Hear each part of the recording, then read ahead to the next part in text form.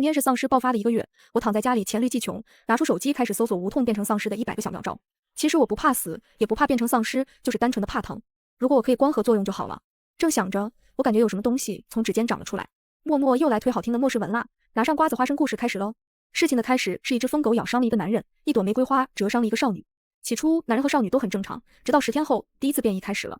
而那时，感染者已经不计其数了，并且这种病毒无法被排查出来。几乎所有人都感染了这种病毒，在3天的时间内，丧尸病毒全面爆发。因为部分人类天生携带抗体，所以并非所有人都变成了丧尸。但是抗体不会变异，据说因为病毒在丧尸体内会发生2次进化，所以原本携带抗体的人也会被感染。总之，我虽然感染了病毒，但并没有变成丧尸，也不知道是幸运还是不幸。丧尸病毒爆发的第1周，社会保障还没有完全瘫痪，社区只是通知大家不要出门，会有志愿者送食物上门。那时人们还没有重视，以为只是普通的流行病。但是机智如我察觉到事情不对劲，在小区封锁前1个小时冲进超市，对货架进行了一番扫荡，甚至连某坛酸菜都没有放过。果然，又过了1周，社会保障系统全面瘫痪。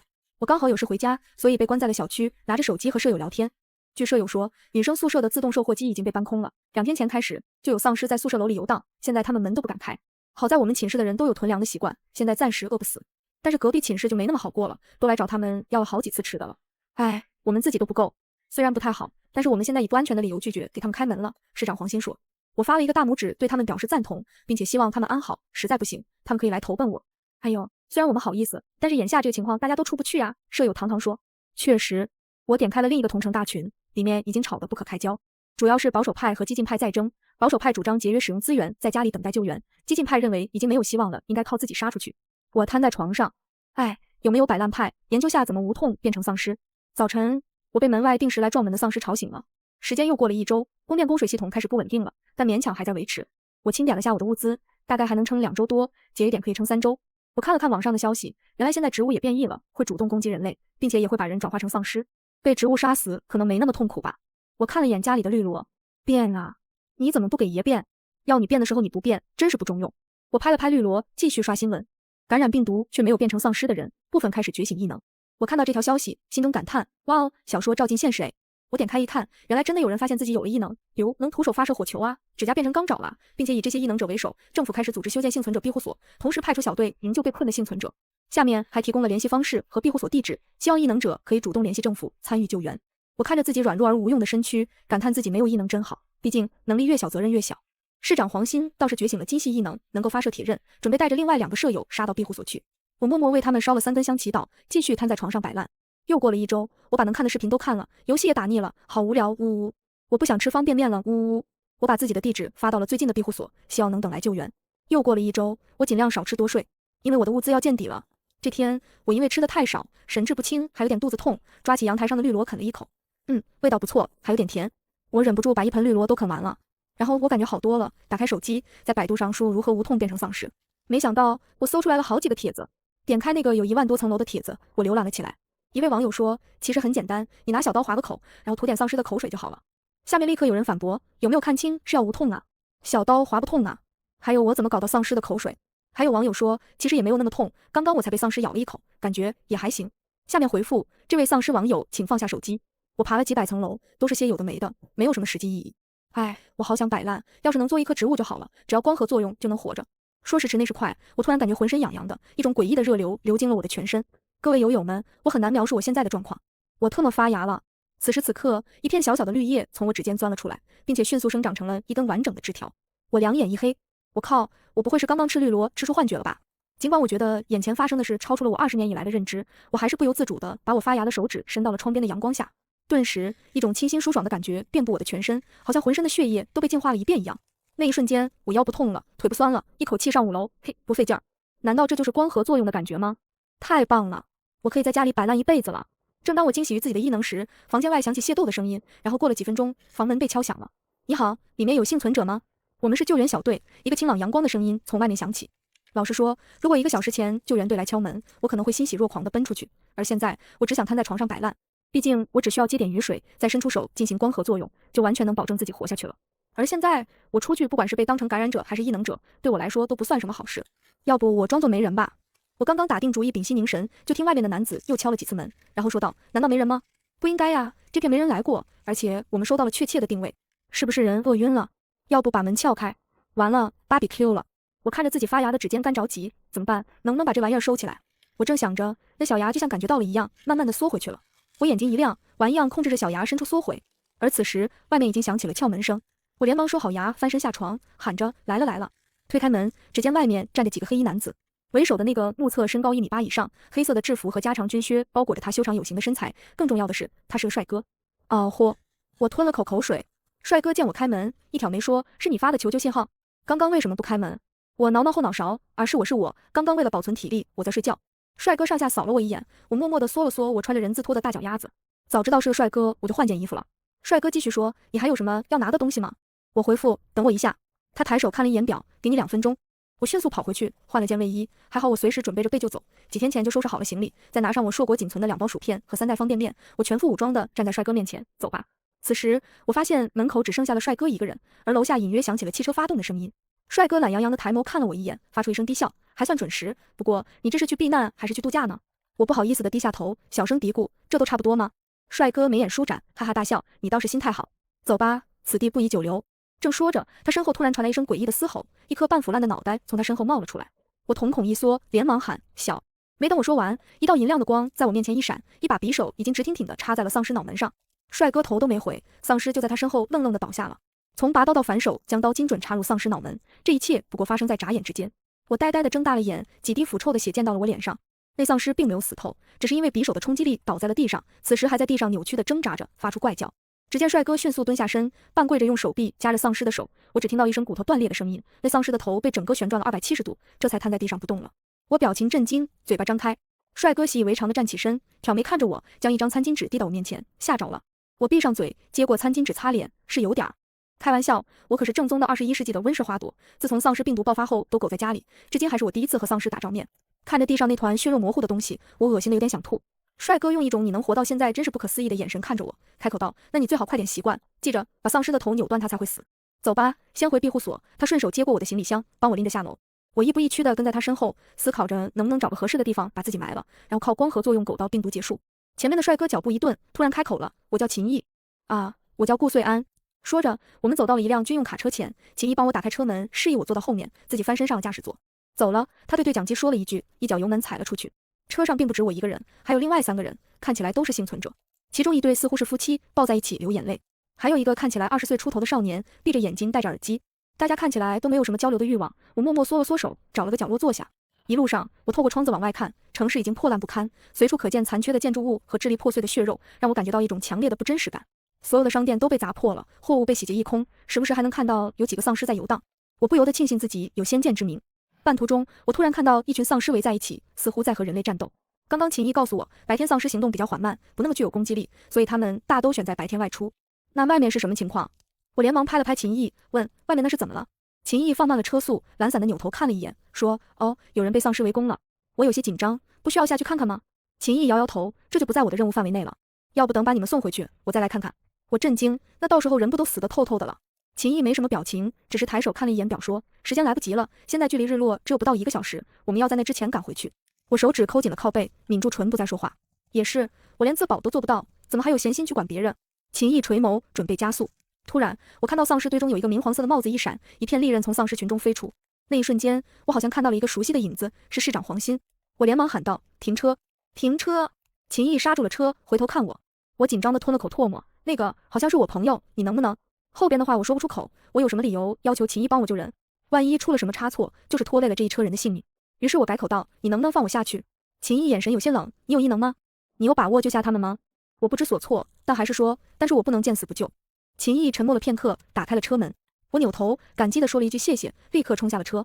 黄鑫救过我的命，这不是假的。之前有天晚上，我出门晾衣服，半路不知道磕到了什么东西，从阳台上翻了下去，是黄鑫拼命把我拉了上来，还害得他手脱臼了。所以现在我也不能视而不见，况且秦毅不是说白天丧尸行动缓慢吗？我人傻了，你特么管这个叫慢？刚刚离得远没看清，现在凑近了看，我才发现那丧尸围着几个少女，像一头头发狂的野狼一样往里面猛扑，速度快的我有点看花了眼。秦毅居然说白天丧尸行动缓慢，但是我果然没有看错，被围在中间的就是黄鑫他们一行人。黄鑫手中发射着铁片，正苦苦支撑着。黄鑫，我连忙大声喊道。黄鑫立刻注意到了我，但是同样注意到我的还有丧尸。丧尸回过头，表情似乎有些疑惑地看着我，似乎在说还有送上门来的小点心。我一手抄起地上的一根木棒，一手对着丧尸勾了勾手指，声音洪亮地说：“你过来呀！”我承认我刚刚冲动了。当那张张腥臭腐败的脸凑到我面前时，我才明白丧尸这玩意儿有多恐怖，多恶心。但不知道是什么给了我勇气，或许是强烈的求生意志，我开始无规则的挥舞木棒。呜呜，你们不要过来呀！我一把鼻涕一把泪的哭嚎着，给自己壮胆，拿着木棍对着围上来的丧尸一棍一个暴击。要是丧尸能慢一点就好了。我这么想着，忽然感觉周围丧尸的动作好像真的慢了不少，他们好像被什么东西绊住了一样，几乎停滞在了原地。我心中一喜，开心的对着离我最近的丧尸来了一棍。啪！木棍断裂了，同时裂开的还有我的心。我真的要哭出来了。看着眼前近在咫尺的丧尸，我在心中咆哮：呜，这次我真的要把比 Q 了呀！忽然，身边闪过一阵疾风，眼前的丧尸突然被击倒在地，脑门上插着一把匕首，在地上抽搐着。我欲哭又止，身后响起一道明快的嗓音：付我钱，我救你们。是秦毅。此时别说钱了，就是要我以身相许都没有问题。虽然别人可能看不上我，我连忙疯狂点头：好，你要多少我都给。成交。他声音中带着笑意。没等我看清，身边突然响起一阵骨骼断裂的声音，一个接着一个，好像一首独特的乐曲。我双目圆睁，大概20来个丧尸接二连三的被拧断了脑袋。这一切不过发生在3、4秒钟内，我看呆了。秦毅再次回到我身边的时候，鼻尖上挂着一滴细汗，微微喘着粗气。我以敬畏的眼神看着他，现在我心中只有4个字：卧槽牛逼。秦毅的目光却有些疑惑地看向丧尸的脚边，围剿这20来个丧尸比他想象的要轻松不少，因为这些丧尸的脚都被一些绿色的藤蔓束缚住了，看样子似乎是绿萝。他狭长的眸子微眯，这是植物和丧尸互斗，还是说有人有这方面的异能？他侧目看了眼身边星星眼的顾岁安，他的眼睫毛上还挂着未掉的泪珠，一双水汪汪的大眼睛扑闪扑闪地看着他，小嘴张开。他很快回过头，表情冷漠。算了，这傻子看着不像异能者。而我并没有注意到藤蔓的异常，只是感叹秦毅过人的能力，几乎有点想对他单膝下跪。秦毅，我目光亮晶晶地看着他，谢谢你，你是我的神。秦毅一脑黑线，我道了谢，立刻起身连滚带爬地去看黄鑫他们。市长，糖糖，杨姐，我冲过去，一把扶住虚弱的黄鑫，杨思琪扶着糖糖跪坐在地上。我突然感觉气氛有点微妙，黄鑫沉默着，杨思琪也沉默着，糖糖则在地上微微喘息着。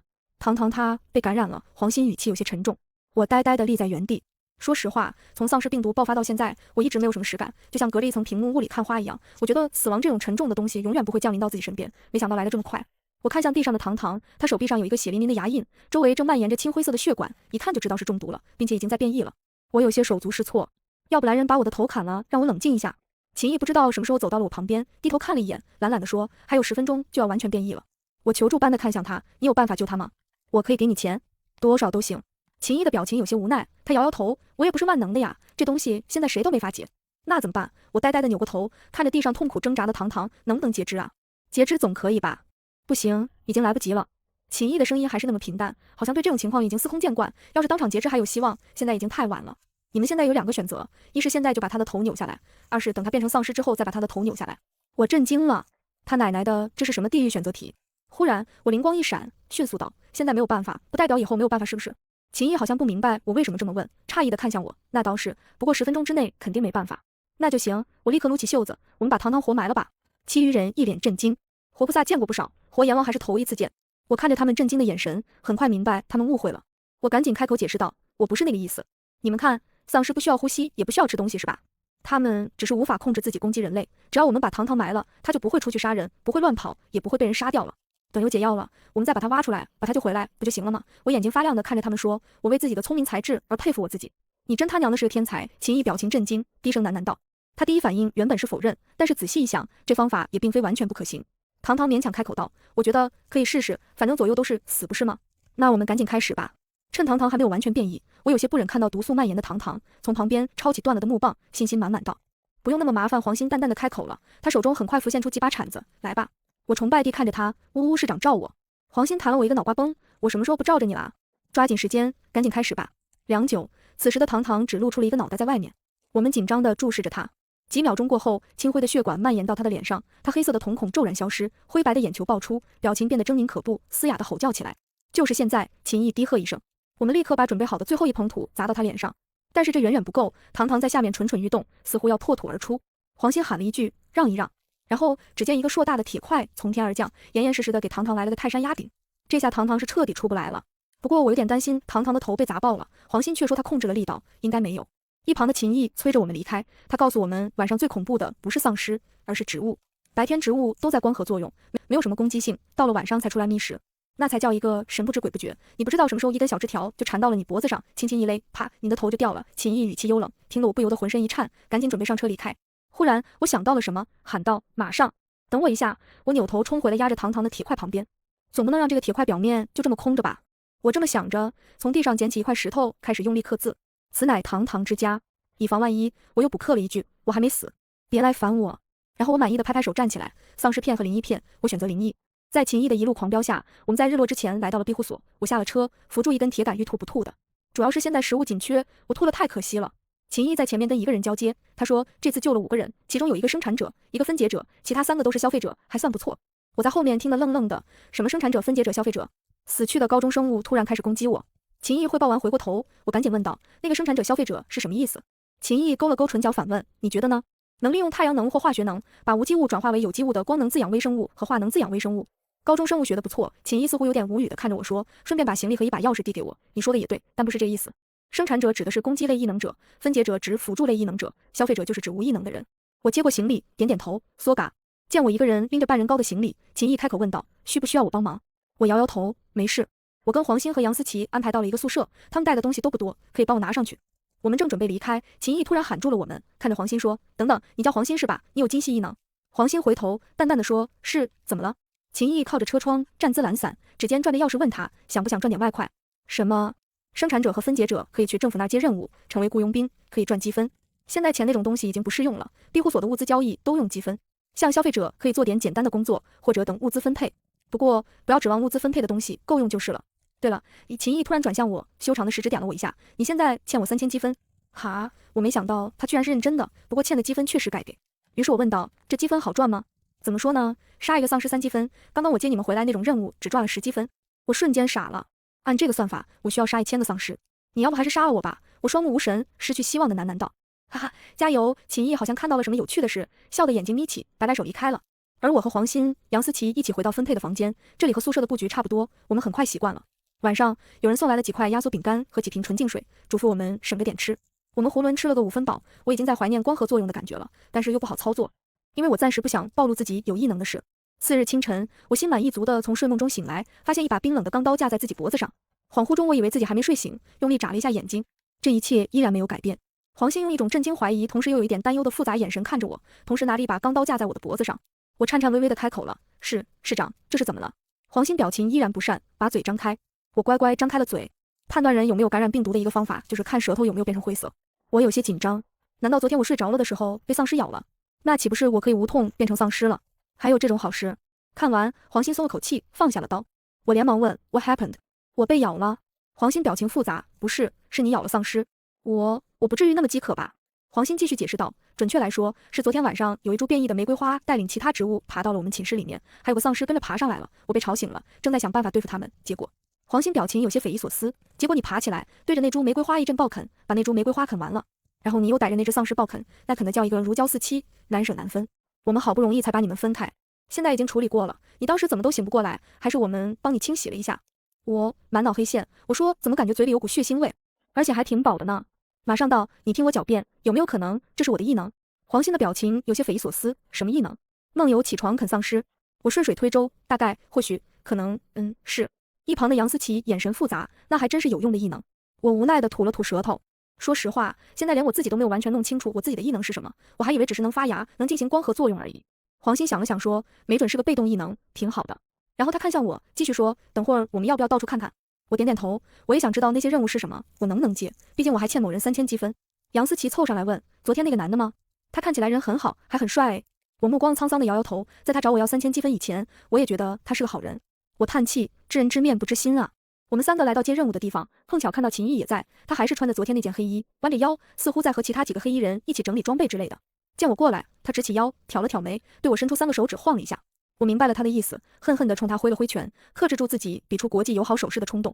忽然，我想到了什么，跟黄鑫他们说了一句，让他们先去，我问点事儿。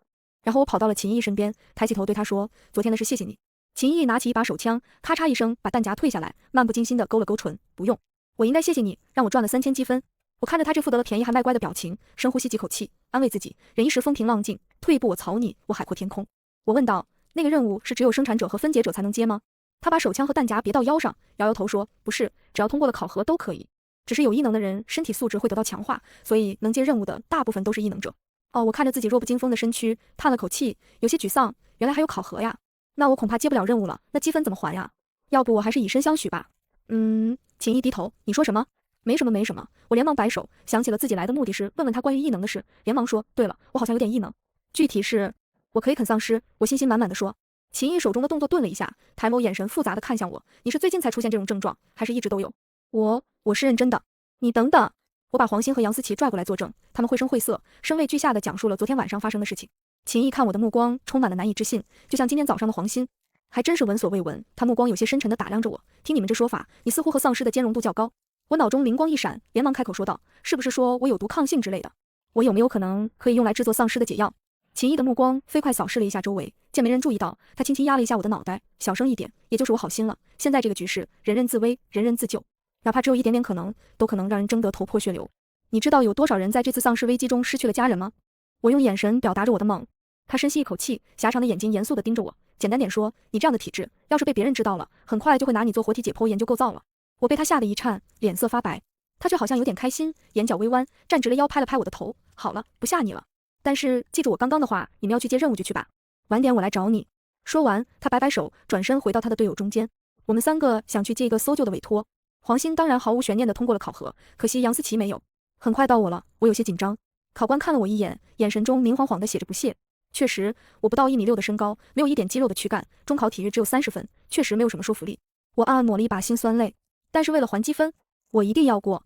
第一项考核50米跑，我的成绩11.3秒。第二项考核跳远，我的成绩1.36米。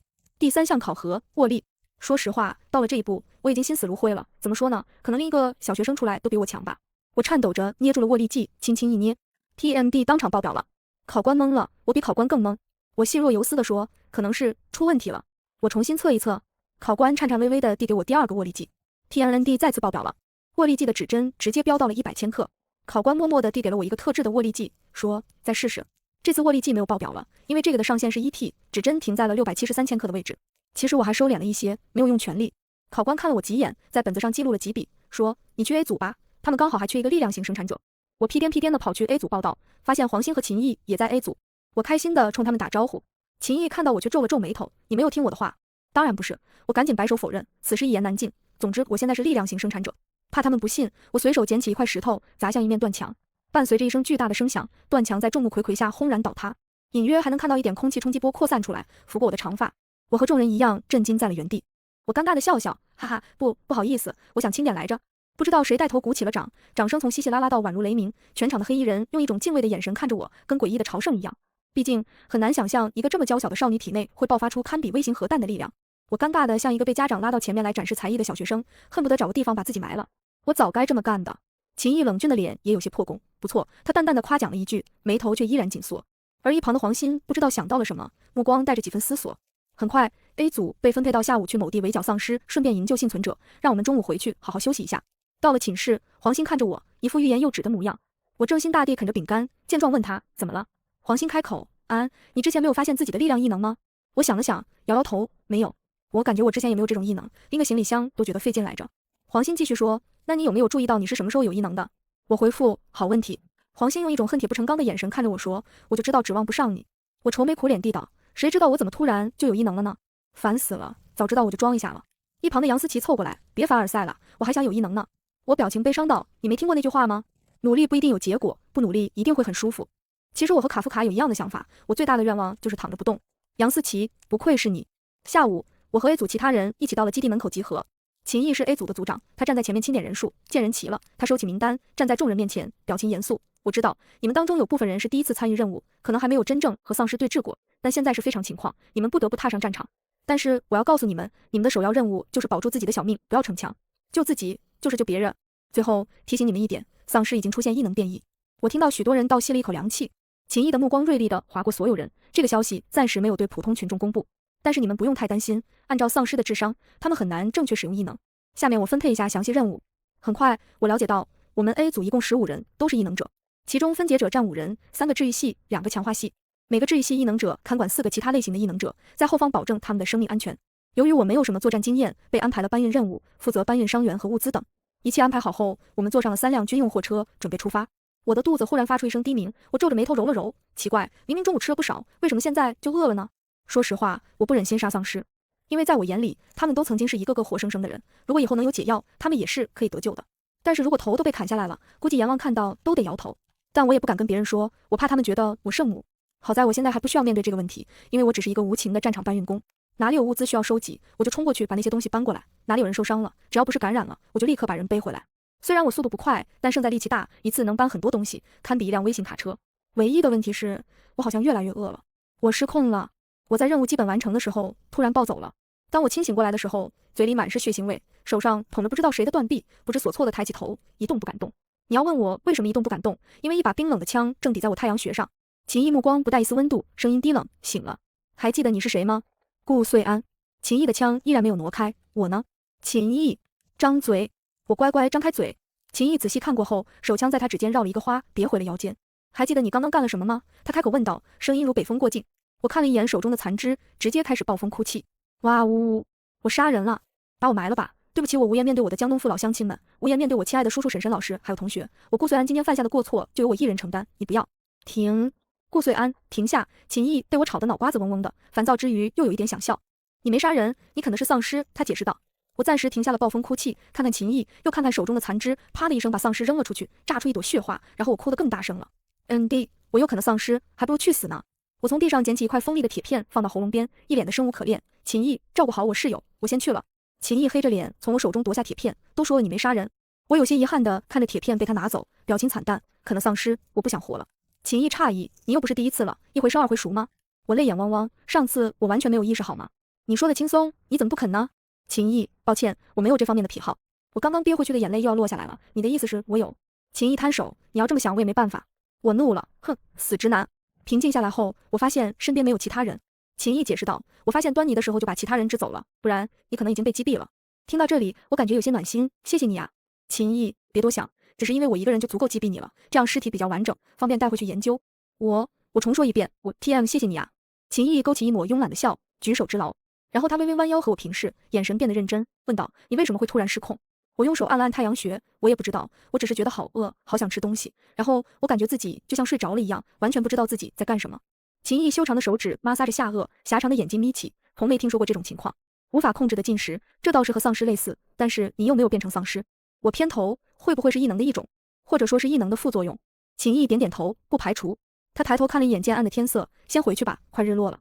想到晚上的变异植物，我赶紧点点头。忽然我发现，之前我们来的时候坐的军用货车都被开走了。我疑惑道，我们坐什么回去？秦毅扬了扬下巴，指向远方一辆黑色的摩托，坐那个。我看了一眼，心凉了半截，要不你还是把我埋这儿吧。秦毅笑了，那可不行。我就知道今天出门没看黄历，和秦毅骑摩托回来就是我这辈子最错误的决定。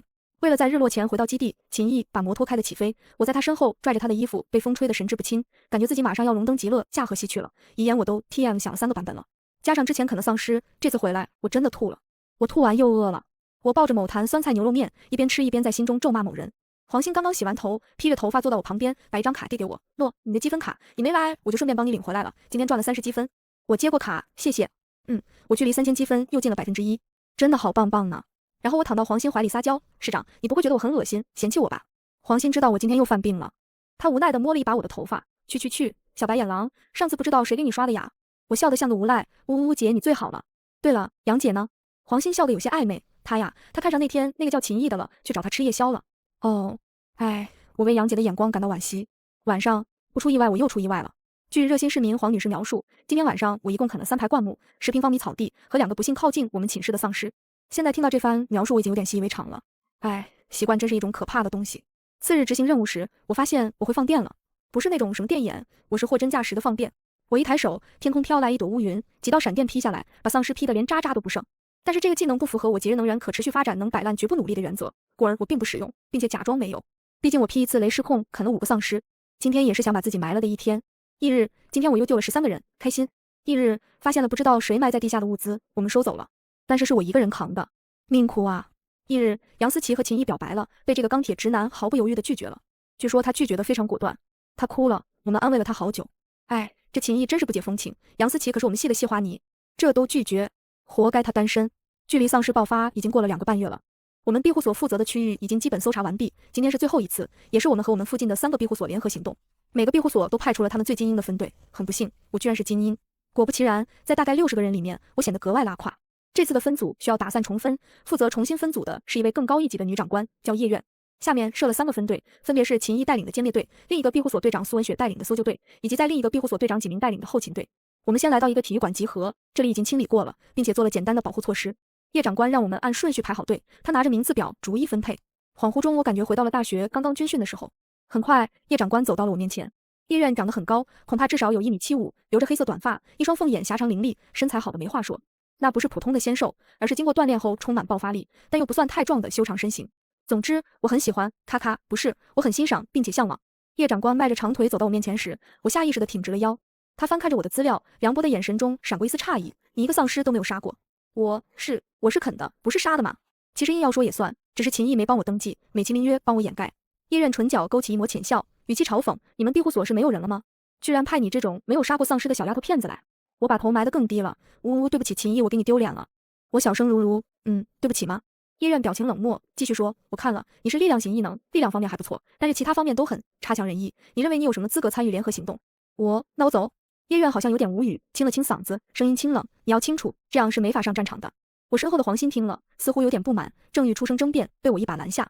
我眼神热切，迅速回答道：“啊，对，长官您太有眼光了，这才是我的知音啊！我哪里能上战场啊？都怪那个秦毅，非要我来。”叶苑似乎没见过我这样被人骂了还两眼放光的，沉默了片刻说：“你有不满？”我眨了眨无辜的大眼睛，当然没有，我现在就指望他一声令下让我滚回去了。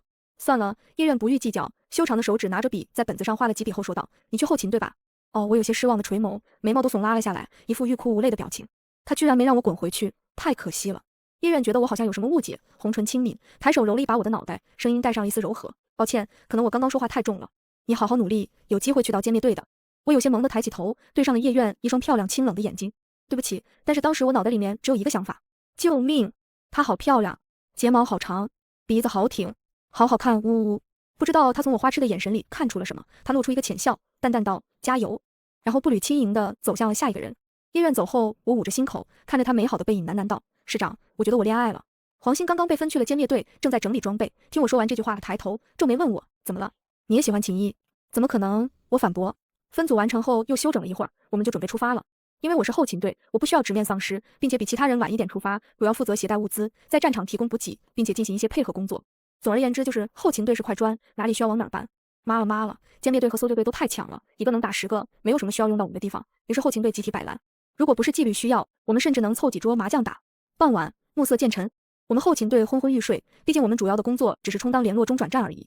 此时，秦毅正带着部分歼灭队和后勤队的人去一所学校搜查，叶苑带人去了一片商业街，这也是今天的最后2个目标地点。通讯设备良好，一切正常。秦毅磁性的声音从耳麦中传来。时间下午5点15分，秦毅和其他15人一起进入学校，目前没有发现其他幸存者。按照要求，需要带队队长每15分钟发回一条语音报告情况。今天的行动大都顺利，目前为止只有7个伤员在后勤队接受治疗，只有1个人感染了病毒无法生还。后勤队都还比较放松。然而此时异变突生，20分钟过去了，秦毅没有发回报告。并且5分钟前，医院的报告只发回来了一半，然后完全失联了。后勤队呼叫2人无果，后勤队队长几名神情严肃地告诉我们这个消息，并且通知我们做好战斗准备。我手中的五谷凤爪突然就不香了。10分钟过去了，再次联系2人无果后，我被光荣地派出去搜救秦毅，还是当队长。与我同行的还有其他9个人，也都是异能者，其中有2个是分解者，几名则带了另一个队去搜救叶远他们。在知道这个安排的时候，我疯狂摇头，整个人脸上都写着不可思议，以及我很菜的我真的不行啊几个大字。但是哪怕我明确表示出了拒绝，几名还是用手拍着我的肩，语气恳切：“顾遂安，你要相信自己。叶姐跟我说过了，你是可塑之才，只要给你个机会，你一定会大放异彩。”我听了一脸问号，什么可塑之才？什么大放异彩？给我个机会，我一定会大啃丧尸好吗？但是毕竟对方已经把话说到这一步了，按道理说我们是军事化管理，我应该听从上级领导的命令。于是我只好硬着头皮答应了下来。我们队一共有10个人，各有神通，他们看起来都对我这个弱女子被选为队长十分不服。但当我提出有没有人愿意代替我当队长的时候，他们又集体装聋作哑，不知所踪。这一度让我非常尴尬。说真的，我从小到大都没怎么管过人，最近一次是在幼儿园的时候，老师让我当了管3个人的小组长。毕竟我从上小学开始就将能摆烂绝不努力多一事不如少一事的信念奉为人生准则，至今也依然在身体力行着。可惜事事不如人意。我想着如果是叶院或者秦毅这种时候会怎么做，于是把我们小队的人都聚集起来，轻咳2声，语气严肃地开始讲话：“大家好，我叫顾遂安，相信大家都已经知道了，现在情况紧急，那我就长话短说了。无论什么原因，总之我现在是我们10个人的队长，我要求你们服从我在合理范围内的安排，否则无论你我都承担不起这份责任。我认真地看着他们，一字一顿地说，或者你们谁觉得自己能够更好地胜任组长这个职务，我随时欢迎他站出来跟我替换。下面一片死寂，我等了3秒后点点头说，好，那么下面我来分配一下你们的任务。虽然我刚刚看起来非常装 X， 沉着冷静，事实上我背后的冷汗都快把衣服浸透了。我还有一个不得不去救秦毅的原因，黄鑫和他是在一起的，我一定要把他们救出来。事不宜迟，我们很快出发了。根据通讯器最后的定位，我们一路向北，来到了他们最后出现的地点。这里是一所学校，一所已然废弃荒芜的学校。根据报告，秦毅一行人是从学校后门进入的。作为队长，我向通讯处发回了报告。现在时间是5点55分，距离日落还有不到1个小时。黑夜中的植物是值得畏惧的，他们是杀人不眨眼的怪物。然而我顾不上那么多了。无论黄鑫还是秦毅，四舍五入都是我的大恩人。我这个人虽然喜欢摆烂，但很讲情义。呜呜，黄鑫、秦毅，你们等我呀，别自己偷偷死了呀。我们从后门进入了学校，约莫5分钟后，我们穿过了操场，来到了教学楼楼下。一切都十分顺利，但是太顺利了。四周一片寂静，死一般的寂静，没有其他人，也没有丧尸，这不正常，非常不正常。即便是秦毅他们刚刚来清理过，这个地方也太过干净了。这里没有丧尸就算了，甚至没有变异的植物或者动物，这就非常不正常了。我想了想，拿出通讯器，传回我们准备进入教学楼的消息。但是通讯器始终停留在发送消息的界面，发送的消息旁不断转着圈。我皱眉，恐怕这个地方磁场有问题。秦毅他们恐怕也遇到了这个问题，所以无法正常的发回消息。我示意其他人停住脚步，撤退不撤退，这是一个问题。但是在出发前，叶院就提醒过了，如果遇到通讯不畅的情况，应当立刻撤退。为什么秦毅他们没有撤退？我很快就知道了原因。随着我们的靠近，教学楼里面隐约传来了一些人类的声音。我仔细听了听，是有人在呼救，救命，救命！声音稚嫩而脆弱，听起来似乎还是小孩子。我的心脏瞬间被揪紧了。听到这里，我毫不犹豫地准备进去了，不管是为了黄鑫、秦毅，还是里面的孩子。丧尸的智商是不足以让他们装出小孩子的声音骗人的。但是以防万一，我将备用通讯器交给了2个队员，让他们到开阔地带尝试重新发信息回通讯处。我来不及细想为什么秦毅他们至今没有音讯，但是我知道，我每慢1秒钟，里面的人就要危险1分。我们剩下的8个人小心翼翼地进入教学楼，我在第一个，最后一个是水系异能者，分解者在中间辅助其他人。教学楼的灯已经全灭了，不知道是被损坏了还是供电系统有问题，但是借着黄昏的微光，我们还是能看清眼前的路。我看到地上有凌乱的脚印，看起来还很新，应该是秦毅他们留下的。走进教学楼后，孩童呼救的声音越发明显，隐约可以听出是从楼上传来的。我打了个手势，示意大家保持安静，开始上楼。楼道的门已经打开了，看起来是不久前被强制破坏的。我感觉有点古怪，我们似乎正在一步步踏上和秦毅他们一样的路，然而他们现在已经音讯全无。我说不出来哪里不对劲，感觉这很像一个局，一步步引诱我们踏上不归路，但是我们别无选择。哪怕消息发送不出去，我还是录制了语音传回去。楼道里有些昏暗，我们打开了配备的手电筒。楼道里除了有些脏乱外，并没有什么其他东西，甚至没有丧尸的尸体。这不正常，非常不正常。我举了举手，示意后面的人停下，小声问：你们见过这种情况吗？后面的人纷纷表示没有，只有一个少年开口了。我感觉他很眼熟，一眼看了一会儿，突然想起来，他似乎就是那个之前和我坐一辆卡车回来的少年。只听他说，我之前被救出来的地方也是这样的，没有别的丧尸。听说似乎是因为有一株特别强大的变异植物，把周围都划分为了他的领地，无论丧尸或者人类进入，都会被他杀死。我点点头，你叫白南星是吗？可以详细说说吗？或者说你说的那种情况和现在像吗？植物我倒不怕，我可以啃，并且啃起来没什么心理负担。白南星秀眉微皱，轻轻摇了摇头，不一样。听说那里的地面都布满了那株植物的根须，无论何时有东西进入，都会被立刻绞死。我咬唇，这就很奇怪了，这里并没有看到他所说的那种根须，但是也没有看到其他的丧尸或者植物。我们只能走一步看一步了。我提醒大家注意脚下，一步步走上2楼。2楼的消防门也是敞开的，但是根据我刚刚的印象，声音应该不是从2楼传来的。但是我还是选择去看一眼。很好，屁都没有。我们上了3楼，这里看起来有打斗的痕迹，地上的脚印有些凌乱，还有些半干的血迹。我分不出血迹是人类的还是丧尸的，但是我希望是丧尸的。虽然这里既没有看到丧尸的尸体，也没有看到人的。为了赶时间，我们只是简单的看了一下，就继续往上走。我们上了4楼，呼救的声音越发明显起来，似乎还不止一个人。我判断呼救声就是从这层楼传来的。我告诉大家小心，随时准备战斗。此时，我的通讯器突然发出一声提醒，我收到了消息。点开看，是一条语音。把通讯器靠近耳朵，小心翼翼地点了播放。一任断断续续的声音从里面传来：撤退，顾遂安，马上撤退。我已经和秦毅会合，去告诉庇护所救兵，你们的能力不足以。恐怕是信号不好的缘故，一任的很多语音都被嘈杂的电流声掩盖了，听不真切。根据这只言片语，我隐约推测出一任的意思大概是他们遇到了什么麻烦，并且他认为以我们这些后勤队队员的实力，恐怕无法面对，让我们回去找救兵。但是换做一个普通的后勤队员可能就答应了，但是我是谁？我可是有勇有谋、文武双全的美少女战士顾遂安啊！所以我决定立刻前往。风雨无阻。对不起，我刚刚也是开玩笑的，其实我慌的一批，而且想摆烂。并且更重要的是，我现在是这个小队的队长，我不能因为我的一念之差，让我们8个人一起和世界说拜拜。但是我也不可能真的不管秦毅他们，就这样回庇护所搬救兵。谁知道等救兵来的时候，他们会不会被啃得连渣渣都不剩了？所以我想了想，转过身将他们7人召集起来，表情严肃地说：“就在刚才，我收到了医院长官发来的消息，你们可以自己听一下。”我播放了语音，他们听完，表情纷纷变得凝重起来。是什么情况让医院加上秦毅还有一帮精英都搞不定？我的想法是这样的，我迅速说，我一定会留下来找到他们，但是你们需要按照命令撤退。四下寂静，大多数人表情纠结，没有人开口赞同，也没有人反对。我环顾他们一周，有什么问题吗？没有问题的话，白南星，你拿着通讯器，你们立刻撤退回去，找人来营救。这是命令。被点到名的白南星有些错愕的抬眸，然后坚定地摇了摇头，不，我不回去，我和你一起去。然后他以迅雷不及掩耳之速将通讯器交给后面的一个女生，冉梦梦，你拿着通讯器立刻撤退。冉梦梦是个身材娇小的可爱女生，拿到通讯器后一脸懵，双眼圆睁，像一只震惊的仓鼠。只见她一扭头，又将通讯器交给了下一个人，你去。那个人也是一惊，然后又扭头将通讯器交给了再下一个人，你去。下一个人又交给下一个，你去。我看着他们一个个跟接力赛跑似的传棒，脑瓜子嗡嗡的，忍无可忍的低喝道：“够了，你们完呢！”我因为时间一秒秒流逝而有些焦急，赶紧说：“我不能允许你们留下来，我现在是你们的组长，如果你们有什么差错，我会后悔一辈子。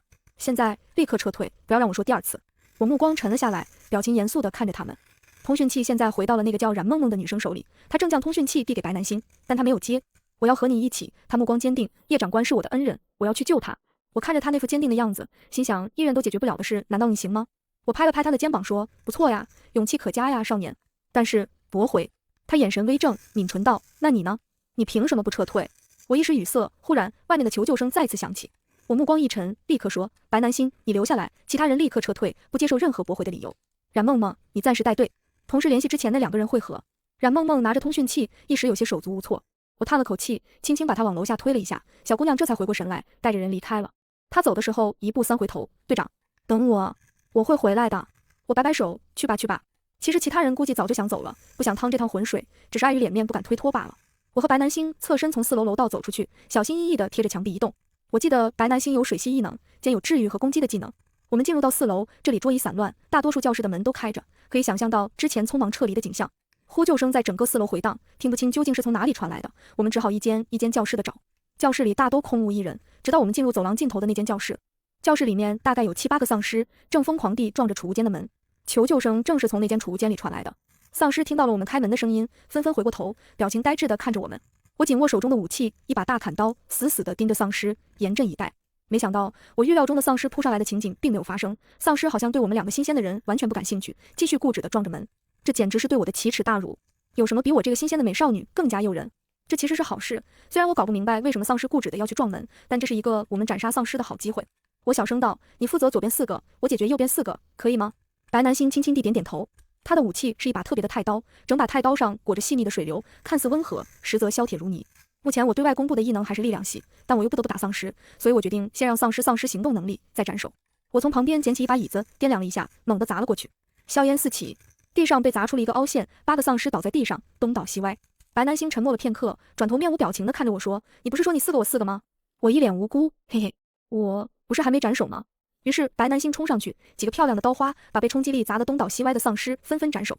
此时储物间的门也因为冲击力被打开了，我们小心翼翼地走进去，发现储物间的角落蜷缩着一个小男孩，双手抱着膝盖瑟瑟发抖。男孩看起来14、15岁的样子，大约是高1学生，纯白色的头发在黑暗中格外显眼。我们小心翼翼地靠近他，少年抬起头，皮肤白皙似雪，一双粉瞳扑闪扑闪的，盈满泪水。我眼睛一亮，虽然我经常听说白化病病人因为没有黑色素，瞳色大都是红色、粉色或紫色，但这还是我第一次亲眼看到。少年皮肤白得像一张纸，配上粉红的瞳孔，像一只受惊的小兔子，很容易让人产生一种保护欲。少年看到我们进来，浑身明显一颤，抬头眼神湿漉漉地看着我们，抱住头小声说：“不要吃我。”我的心化了，呜呜，他好可爱。随后我们和少年解释了我们的身份，少年也断断续续地说了他的经历。于是我们了解到，少年叫安莫归，原本被一个庇护所救了，但是很快他们发现少年有吸引丧尸的体质，所以安莫归被赶出来了。他被几个好心人帮助，才来到这里躲避，没想到又被丧尸盯上了。安莫归说话的时候，表情平静，似乎早就习以为常。而我看着少年惨白消瘦的模样，感到心中愤怒，为什么要让他承受如此不公的命运？为什么那些人要这么对他？随后我们问他有没有看到过其他人来这里，他偏头想了想说，好像是有人来过，是不是一个很帅的哥哥和一个很帅的姐姐？我眼神一亮，连连点头，对，没错。安莫归继续说，他们之前来帮我赶走了好多丧尸，他们是好人。我记得他们说这里有什么东西很特别，还影响了磁场，他们要去看一看，让我在这里等他们。他们好像往学校的地下室去了。我和白南星对视一眼，然后开口道：“谢谢你。”你可以告诉我们地下室怎么去吗？安莫圭自告奋勇的要带我们去地下室。他说他讨厌那种被抛弃的感觉，不想再经历一次了。而且学校的地下室早就被封闭起来了，一般人都找不到。于是我心一软，不是，于是我权衡利弊，答应了他的提议。我们跟着安莫圭往地下走，如他所说，地下室确实很难找。说实话，看到地下室究竟在哪儿的时候，我的内心是震惊的。谁能想到地下室会藏在游泳馆的排水口下面呢？这是正常学校应该有的设计吗？安莫圭带我们走到已经被打开的地下室入口时，表情也有些微妙。咔咔，总之，出于我们学校某些特别的原因，这个地下室才被改成这个样子的。我点点头表示理解。我懂，哪个学校都有成怪谈吗？我再次尝试使用通讯器，消息依然发不出去。没办法，我们只好继续往地下室走。随着逐渐向下深入，光线越发昏暗，于是我打开了携带的手电筒照明。我看到一路向下的台阶上有凌乱的新脚印，但是没有打斗的痕迹。我小声问安莫圭：“你们这个地下室有多深？”安莫圭摇摇头说：“我也不知道，只是听说这里之前是防空洞，应该挺深的吧。”听了这句话，我咬咬唇，继续往下走。大概又向下了2米，忽然我看到地上有了零散的血迹，以及一些丧尸的残骸。我仔细看了看，没有看到属于人类的尸体，不由得松了口气。又转过一个拐角，忽然我听到下面隐约传来了打斗的声音。我目光一凝，加快了脚步，几乎是在往下跑了。身后2人见状，也同我一道加速跑了起来。地上似乎有了些被斩断的带着粘液的根须，但我已经无暇顾及了。我感觉脚下的路并非一成不变的向下，而是将我们引到了更远的地方。当我们拐过最后一个拐角，到达最下方的平面时，出现在眼前的东西瞬间震撼了我，使我的脚步再也无法挪动分毫。我难以置信地眨了眨眼，几乎以为自己在做梦。此刻在我眼前的是一棵巨大的、大到难以置信的树木，它从地底破土而出，像某种来自远古的巨兽，狰狞地指向天空。这个地方的房顶已经被它撑破了，昏暗的天光从上面倾泻下来。树下无数身影正在和丧尸厮杀着，处于战斗中的不只有丧尸，还有盘曲扭动的树枝。秦夜院也在其中。我迅速扫过四周，这里大概有一个足球场那么大，在场地中央的就是那棵巨大的怪树。秦毅和叶院正在树下和树根以及丧尸厮杀着。大概是这棵树有什么能力，影响了磁场，并且能够吸引附近的丧尸源源不断的前来，成为它的养料。我看到秦叶院他们不但要和丧尸厮杀，还要分神面对无处不在的树根，已经气喘吁吁，身上还挂彩。来不及思考，我连忙嘱咐安莫圭：“你就在旁边等着，保护好你自己就行。”白南星，我们上！我正在向前冲，忽然看到秦毅身后冒出一个丧尸，向他的脖颈处啃去，而他正分神面对前面的丧尸，似乎没有注意到来自后面的危险。我神色一变，想起有人说过丧尸对声音敏感，把大砍刀往肩上一扛，大喊一声，全体目光向我看齐。我宣布个誓，无论人、丧尸还是植物，听到这一声，纷纷顿住了，扭头向我看来。那一瞬间，我万众瞩目。突然，我觉得我要不还是死了算了。主要是我没想到地下室的回音这么大，效果这么好。我尴尬地摸了摸鼻子，说：“那个，你们不要打了，好不好？”秦毅和叶刃的表情有一瞬间的扭曲，异口同声道：“顾岁安，你怎么来了？”趁着这个片刻，我已经手脚并用，连滚带爬地跑到了他们身边，一刀削下秦毅身后那丧尸的脑袋，傻笑道：“嘿，我担心你们吗？”秦毅皱眉，正准备说什么，一个丧尸朝他飞扑而来。战场上瞬息万变，刚刚我那一嗓子也只起到了一瞬间的暂停作用。很快，丧尸们又气势汹汹地杀了上来，我也加入了战斗。但是不知道是不是我的错觉，在我来了之后，地上的植物就不再攻击我们，转而全力攻击丧尸了。很快，我们逐渐占据了优势，丧尸节节败退，我不由得心中一喜，战斗轻松了一些。我分神去看旁边的安莫圭有没有受伤，却突然发现他不见了。我以为他上去了，没想到当我四下张望的时候，发现他不知何时绕过了层层包围，居然走到了那棵巨树旁边。我急忙焦急地喊：“喂，你要干什么？快回来，那里危险！”安莫圭听到了我的话，回头，苍白精致的脸上突然露出了一个意味不明的笑。只见他纤细修长的手指抚上那棵巨树的枝干，巨树枝桠狂舞，巨树疯了。原本平静的巨树突然疯狂地摇摆起来，甚至比刚开始的还要凶猛。只见那树上伸下一根枝条，猛地将地上的安莫圭卷了起来。少年瘦弱的身躯被粗壮的枝干缠绕，好像被一条巨大的绿色蟒蛇袭击了一般，表情痛苦。这一切不过发生在转瞬之间。我扭过头，发现大家似乎都没有注意到，而是忙于应付自己眼前的怪物。我咬咬牙，劈开眼前冲来的丧尸，迅速往被树缠住的少年身边赶去。无论他是为什么干出了这种危险的事，我都想救他，我不想放弃任何一条生命。我赶到了树下，发现安莫圭被卷得太高了，仅凭我矮小的身高根本够不到。于是我弯腰，迅速从地上挑了一块趁手的小石块，掂了掂，瞄准了卷住安莫圭的藤蔓的根部。我在心中祈祷自己能扔得准一点，不然我这就不是救人了，而是直接把别人送走了。好在这段时间我经常投掷东西，准度还不错。伴随着一声脆响，藤蔓应声断裂，我也稳稳地接住了落下来的少年。我松了口气，还好没事。忽然，我一抬头，发现周围的氛围有些不对。周围的丧尸已经几乎没有了，但是战斗声依然不绝于耳。人们在内斗，不知道为什么，人类之间忽然兵戈相向，一个个互相厮打了起来。而打得最激烈的要数秦毅和叶院了，两个人都身手极佳，一来一去间衣袂飘飘，像一出精湛的武打戏。忽然，我眼前刀光一闪，我连忙往后退，顺便拿起大砍刀当盾牌挡住。只见安莫圭手中拿着一把小巧的匕首，正直勾勾地对着我。他漂亮的红眸微弯，终于见到你了，世界上另一个我。我现在很懵，我不知道自己应不应该上去阻止战局，也不知道自己能不能阻止，只是呆呆地看着眼前拿着匕首的少年问：你什么意思？少年看着我，忽然轻笑了一声，手中匕首挽了一个刀花。你不会还不知道自己真正的异能是什么吧？我表情一致，我并不是没有注意到自己异能的古怪，只是我刻意避开了去思考这个问题。是的，我太懦弱了，我不想承担太多的责任，也就不想弄清楚自己的能力到底是什么。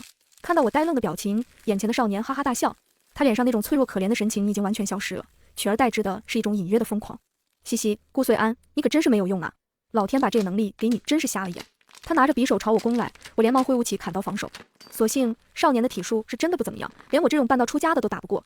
打了一会儿，少年似乎也意识到了这一点，他停下攻击，眼底染上几分戾气，语气不耐烦地道：算了，真是麻烦，我直说吧，让我吃掉你。我眨了眨大眼睛，啊！他一扬手，你看那下面的人，你想让他们厮杀到死吗？如果不想，就乖乖让我吃掉吧。我皱眉，什么东西？然后我恍然大悟，难道你是病娇？网友云，在网上看到病娇，啊呀呀，老公，在现实里看到病娇，警察叔叔就是他。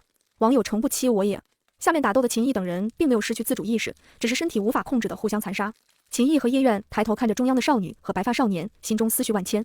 早知道就告诉他了。时间一分一秒的过去，我和眼前的少年对峙着。我自然是不想让秦毅他们出事的，但是我明显缺乏那种舍己为人的精神。在这一瞬间，我头脑出奇的灵光，联系到阿莫归的话和之前的种种迹象，我忽然想明白了什么。是的，关于我的异能。为什么我在吃了绿萝之后就能光合作用？为什么我在啃了丧尸之后就常常感到饥饿？为什么我啃了力量型的丧尸力气就变得巨大？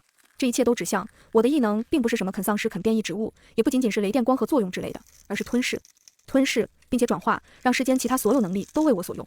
大概少年也是这个异能。我记得我啃过一株能控制其他植物的玫瑰花。我看着眼前的少年，扔下砍刀，轻轻点了点头，来吧，随你。少年眼神一喜，但表情依然怀疑。我举起了双手，表示自己没有武器了。